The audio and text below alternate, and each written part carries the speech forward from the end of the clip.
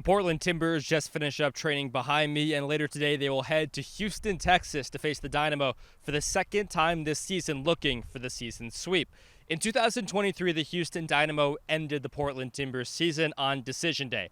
And while not mathematically eliminated, the Portland Timbers do have a serious chance to put the Houston Dynamo's 2025 season in serious jeopardy. A point is probably not good enough for those teams that are sort of like outside the top seven at this moment in time. So what you're going to see is you're going to see teams gambling to win, taking risks to win. They're going to be open games. They're going to be lots of transition goals, and I think that's what we'll see in the last 5 games for us, 4 games for Houston. One of my biggest questions when Christopher Velde and Mati Rojas came in was, how does it affect the current Timbers attackers positionally?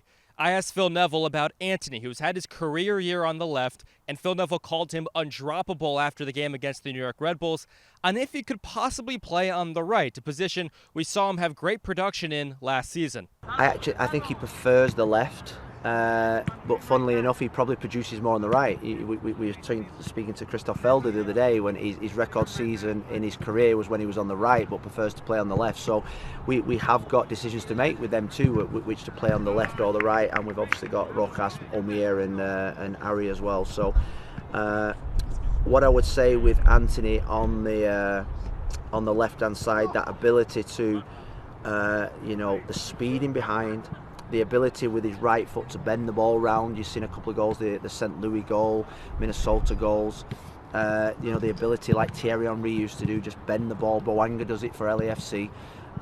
People just probably in modern day football, you see lots of left footers on the right and right footers on the left, because it gives them that extra cut inside or go down the line, and we're lucky with the wingers that we've got. The game, which kicks off at 5:30 Pacific time, features 2 of the best attacking fullbacks in Major League Soccer. For the Timbers, Juan Mosquera, who had another game-winning assist against the New York Red Bulls, is consistently running way up the line to help Mati Rojas link up on that right wing, or potentially Antony in this game.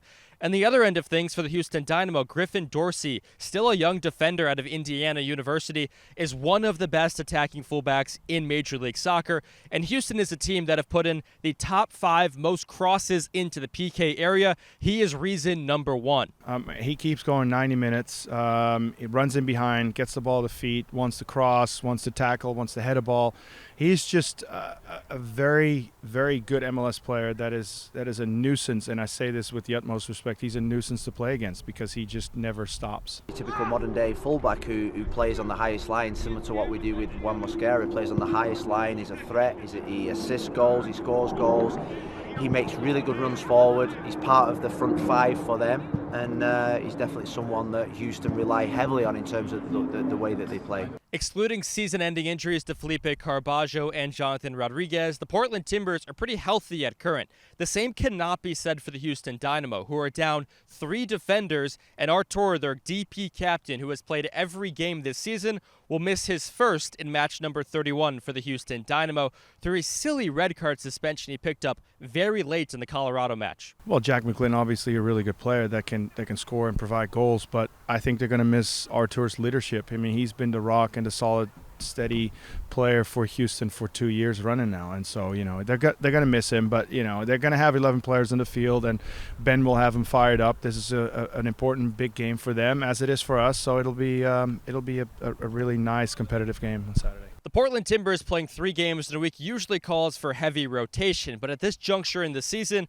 where 3 points hold even more weight than it would in, say, March or April, the main men are going to play the majority of the minutes. And that brings up the question of David Da Costa, who Phil Neville said is eager to play in this one. I think last season what we did was we came into this period, and particularly our front forward were gassed out. We'd played them to the absolute minutes. You think about David Da Costa, he's had the last 2 games, and now he's like that.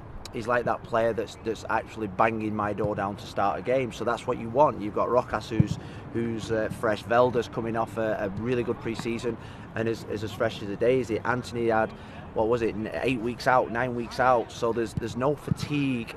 Pipe and Kevin Kelsey, they've been rotated. They've only played 1,200 minutes each. For a full Portland versus Houston match preview, listen to the Timber Review podcast that drops for free by the time you're seeing this video. I'll talk to you post-game after Houston for the post-game report.